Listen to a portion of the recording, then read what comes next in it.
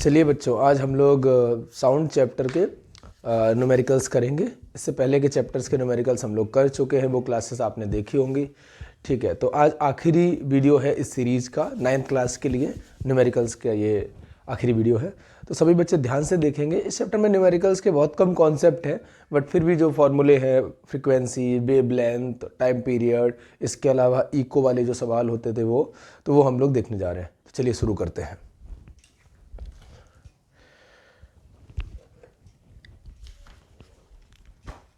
चलिए देखिए, सबसे पहला सवाल है, the wavelength of waves produced on the surface of water is 20 centimetre. Wavelength कितनी बोली गई है? 20 centimetre. If the wave velocity is 24 metre per second, और वेलोसिटी कितनी है? 24 metre per second. Calculate the number of waves produced in 1 second. Number of waves produced in 1 second क्या होता है? फ्रीक्वेंसी होती है। तो number of waves produced in 1 second यानी फ्रीक्वेंसी बतानी है। और दूसरी चीज़, time required to produce 1 wave. एक वेव को प्रोड्यूस करने में कितना समय लगेगा, जो कि टाइम पीरियड कहलाता है। तो हमें इस सवाल में दो चीज़ें करके दिखानी है, एक तो फ्रीक्वेंसी निकालनी है और एक टाइम पीरियड निकालना है। चलिए देखते हैं। तो इससे जो रिलेशन होता है वो क्या होता है? वेलोसिटी बराबर लैम्डा अपॉन टी। ठीक है, ये इंपॉर्टेंट रिलेशन, इसको आप याद रखेंगे। ठीक है, velocity is equal to lambda upon T. इसी को हम लिख सकते हैं वेलोसिटी बराबर lambda into 1 upon T, therefore velocity बराबर लैम्डा इंटू न्यू। ठीक है, अब हमारे पास वेलोसिटी है 24 मीटर पर सेकेंड, लैम्डा है 100 से डिवाइड कर देंगे तो 0.20 मीटर्स, 0.20 मीटर्स। तो यहाँ से फ्रिक्वेंसी आएगी कितनी? 24/0.20, तो 2400/20, तो 120 हर्ट्ज। ये जो फ्रीक्वेंसी है यही है number of waves produced in 1 second. 1 second में इतनी वेव्स प्रोड्यूस होंगी, 120। ठीक है, and time period 1 upon frequency होता है, तो टाइम पीरियड 1 अपॉन 120 सेकेंड हो जाएगा। ठीक है, इसको इतना ही छोड़ देते हैं, पॉइंट में क्या बदल के करेंगे। ठीक है, तो ये टाइम पीरियड हो गया और ये आपकी फ्रीक्वेंसी हो गई। ठीक है, चलिए, तो फ्रीक्वेंसी 120 और टाइम पीरियड 1/120 सेकेंड। ठीक है, तो आई होप समझ गए होंगे। देख लीजिए ध्यान से, एक ही फार्मूला इससे किया गया है।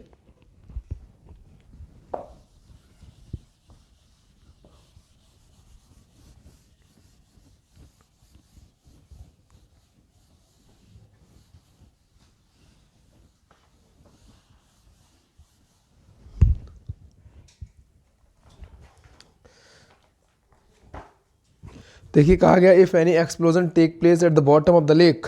अगर किसी लेक की तली पर कोई एक्सप्लोजन होता है, विस्फोट होता है, what type of shock waves in water will take place.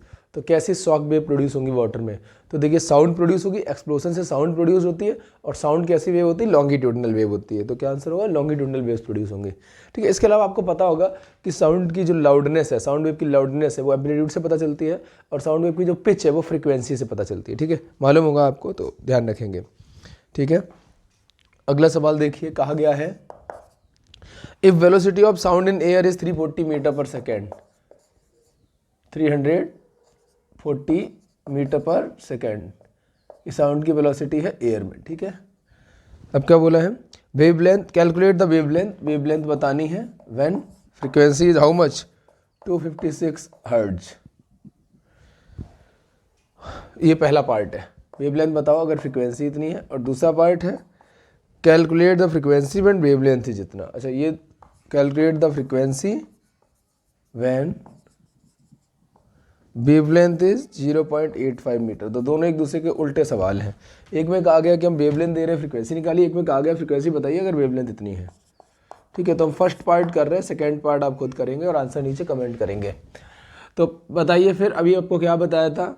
Since velocity बराबर लैम्डा अपॉन टी, इसका मतलब वेलोसिटी बराबर लैम्डा इंटू 1 अपॉन टी, इसका मतलब वेलोसिटी बराबर लैम्डा इंटू न्यू। ठीक है, अब हमारे पास क्या है? वेलोसिटी है 340, लैम्डा हमें पता लगाना है, फ्रीक्वेंसी कितनी है? 256। पहले पार्ट की बात कर रहे हैं। ठीक है, देयरफॉर 340 डिवाइडेड बाई 256, ये लैम्डा आ जाएगा। तो लैम्डा यहाँ से क्या आएगा? वो डिवाइड आप खुद कर लेंगे, उतना ही मीटर्स आ जाएगा। ठीक है, ध्यान देखिए, मीटर पर सेकेंड में वेलोसिटी होनी चाहिए। ठीक है, तो पहला पार्ट हमने कर दिया। दूसरे पार्ट में भी यही फॉर्मूला लगेगा। यहाँ आपको वेलोसिटी, लैम्डा और फ्रीक्वेंसी में से फ्रीक्वेंसी दी थी, लैम्डा पूछा था, अगली बार लैम्डा दिया तो फ्रीक्वेंसी पूछी। ठीक है, तो सेम स्टेप्स हो जाएंगे उसमें भी।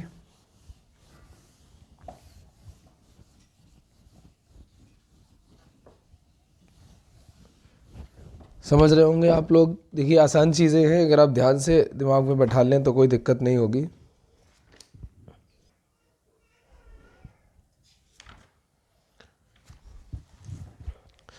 चलिए एक सवाल करते हैं। इस बार ग्राफ बनाया गया है, यहाँ पर लिखा हुआ है डिस्प्लेसमेंट इन मीटर्स,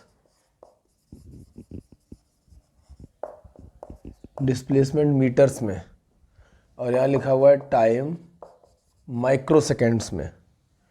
ठीक है, और वेव ऐसे शुरू हुई है।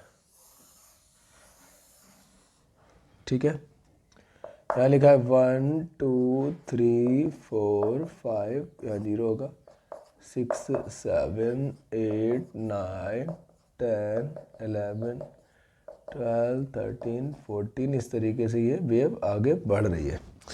अब आपसे कहा गया है कि वेलोसिटी दी गई इतना, velocity of wave 1500 metre per second. ठीक है, एनसीईआरटी एग्जाम्पल का सवाल है, अच्छा सवाल है। कहा गया ग्राफ को देखिए, डिस्प्लेसमेंट वर्सेस टाइम ग्राफ दिया गया है। जो वेव प्रोपिगेट हो रही है, डिस्टर्बेंस जो है, वेव क्या होता है, disturbance in the medium particles, वो उसकी स्पीड दी गई है velocity 1500 metre per second. Calculate the wavelength, wavelength बतानी है, वेवलेंथ बतानी है। ठीक है, तो चलिए देखते हैं। ठीक है, तो वेवलेंथ और फ्रीक्वेंसी भी हम लोग देख ही लेते हैं क्या होगा। तो ज़रा बताइए, v दिया गया है, ठीक है, लैम्डा हमें पता करना है, हम पहले फ्रीक्वेंसी पता कर लें और टाइम पीरियड भी पता कर लें। एक और चीज़ जोड़ देता हूँ मैं, ये तीनों चीज़ें निकाल लेते हैं हम लोग। ठीक है, तो ज़रा देखिए टाइम पीरियड क्या होता है। एक वेव को पूरा होने में जो समय लगा, यहाँ से यहाँ तक, यहाँ से यहाँ तक जो समय लगा वो कितना है, 4 माइक्रो सेकंड। यहाँ से यहाँ तक पूरा एक वेव, एक चक्कर पूरा होने में, एक ऑसिलेशन पूरा होने में समय लगा कितना है, 4 microsecond. Since time taken to complete one cycle or oscillation, to complete one cycle कितना है, यहाँ से यहाँ तक पहुँचे 4, और यूनिट यहाँ सेकंड नहीं माइक्रो सेकंड है। माइक्रो सेकंड मतलब 4 × 10⁻⁻⁶, माइक्रो मतलब 10⁻⁻⁶। ठीक है, ये टाइम हो गया। इसका मतलब टाइम पीरियड कितना हो गया, 4 × 10⁻⁻⁶ सेकेंड। देयरफॉर फ्रीक्वेंसी क्या हो जाएगी, फ्रीक्वेंसी होती 1 time period, so that is equal to 1/4 × 10⁻⁻⁶। तो 1/4 × 10⁻⁻⁶ ऊपर पहुंच जाएगा तो 10⁻⁶ हो जाएगा। तो 0.25 × 10⁻⁶ हर्ट्ज फ्रीक्वेंसी भी आ गई। ठीक है, फ्रीक्वेंसी आ गई। ठीक है, अब क्या रह गया, फ्रीक्वेंसी की टाइम पीरियड, अब लैम्डा रह गया। अब जरा आप बताइए, सिंस वेलोसिटी बराबर λ/t, वेलोसिटी कितनी है, 1500 है, 1500 मीटर पर सेकेंड। लैम्डा पता लगाना, टाइम पीरियड कितना है, एक वेवलेट को, एक ऑसिलेशन को कंप्लीट होने में लगा समय, वो कितना है, 4 × 10⁻⁶, 4 × 10⁻⁻⁶। क्रॉस मल्टीप्लाई करेंगे, 1500 × 4 × 10⁻⁻⁶, लैम्डा ये कितना हो जाएगा, 6000 × 10⁻⁻⁶। तो लैम्डा क्या होगा, 6 × 10⁻, ये 10⁻³ हो जाएगा, गुणा होगा तो बेस सेम होगा तो पावर जुड़ जाएंगी, -3 मीटर्स। तो लैम्डा भी आ गया, देख लीजिए ध्यान से, लैम्डा आ गया, फ्रीक्वेंसी आ गई और टाइम पीरियड आ गया। ठीक है, तो आई होप आप समझ गए होंगे बात को। देख लीजिए ध्यान से, बड़ा अच्छा सवाल है ये, ऐसे ग्राफ बन के आ सकता है। अच्छा, यहाँ से यहाँ तक की जो दूरी होती है वो वेवलेंथ होती है। कोई ये भी बोल सकता है कि सीधा ही देख लेते वेवलेंथ, हम सीधा देख तो लेते वेवलेंथ यहाँ से यहाँ तक, लेकिन ये graph displacement versus time graph था, तो एक्स एक्सिस की तरफ हमें टाइम दिया गया था। अगर एक्स एक्सिस की तरफ ये दिया जाता है कितनी डिस्टेंस कवर कर गई वेव, ठीक है, तब हम बता देते कि यहाँ से यहाँ तक कितनी लेंथ हुई, यहाँ से यहाँ तक जितनी लेंथ होगी उतनी ही वेवलेंथ होगी। यहाँ से यहाँ तक की बोल दो, चाहे क्रेस्ट से क्रेस्ट, चाहे ट्रप से ट्रप, वो वेवलेंथ हो जाती। बट क्यों नहीं देखा हमने, क्योंकि इधर पे लेंथ दी नहीं थी, कितनी डिस्टेंस कवर करी वेव ने वो दी नहीं थी, ये दिया गया था कितना समय तक चल गई है आगे, कितना टाइम कवर हो गया इसका। ठीक है, तो इस वजह से हमने वेवलेंथ को निकालने के लिए इतना सा प्रोसेस किया। सीधा अगर डिस्टेंस ही दे देते एक्स एक्सिस तरफ तो सीधा ही देख के बता देते वेवलेंथ इतना है। और तब हम इस फॉर्मूले में अगर वेवलेंथ बता देते तो वेलोसिटी की हेल्प से वेवलेंथ के यूज करके टाइम पीरियड बताते, तो वहाँ से फिर फ्रीक्वेंसी बताते। तो यहाँ टाइम पता था तो वहाँ से हमने प्रोसेस किया। अगली बार अगर वेवलेंथ पता चल जाएगी तो वहाँ से फिर सेम फॉर्मूला लगा के हम टाइम पीरियड निकाल लेंगे और फ्रिक्वेंसी निकल आएगी। ठीक है, आई होप आप समझ गए होंगे बात को।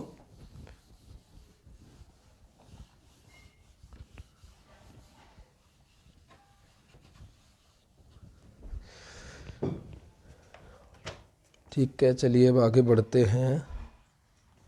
कहा गया है a boy here's eco of his own voice. Eco जानते हैं आप, कि मैंने बोला सामने से रिफ्लेक्ट होकर आवाज़ वापस से मेरे कानों में आई, तो वो इको है। A boy hears the echo of his own voice from a distant hill after 0.8 second.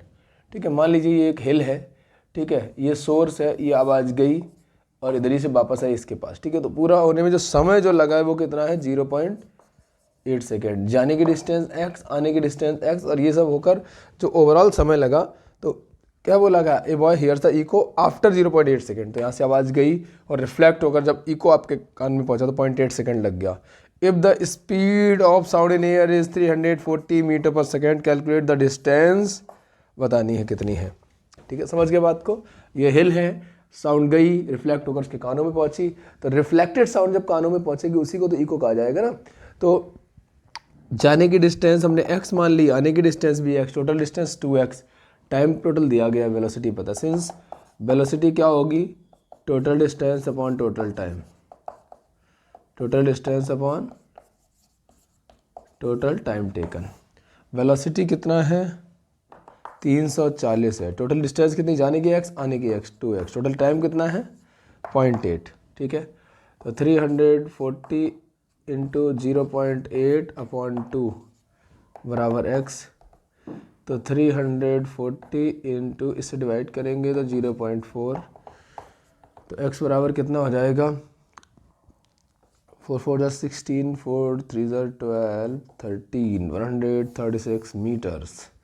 136 metre की दूरी पर वो क्लिफ प्रेजेंट है। ठीक है, हिल प्रेजेंट है। ठीक है, आप समझ गए होंगे बात।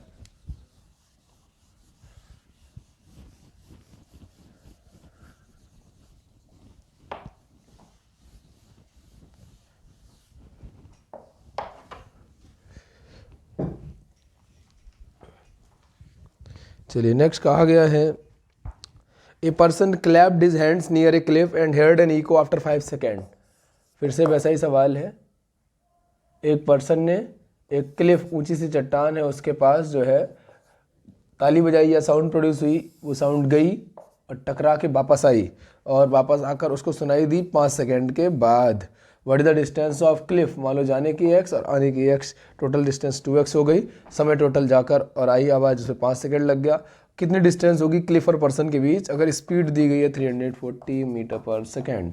तो फिर बताइए, आपको फिर से x बताना है, तो अब फिर बताइए इस बार क्या करेंगे, since velocity is equal to total distance upon total time. ठीक है, देयरफॉर कितनी है, 340, कितनी वेलोसिटी बोली गई है साउंड की, 340, जाने की डिस्टेंस x, आने की 2x, टाइम टोटल 5 सेकेंड। यहाँ से 340 इंटू 5 अपॉन 2 बराबर x। तो x बराबर क्या हो जाएगा, 170 इंटू 5, तो x बराबर क्या हो जाएगा, 850 मीटर्स। डिस्टेंस कितनी, the distance of the cliff from the person is 850 metres. ठीक है,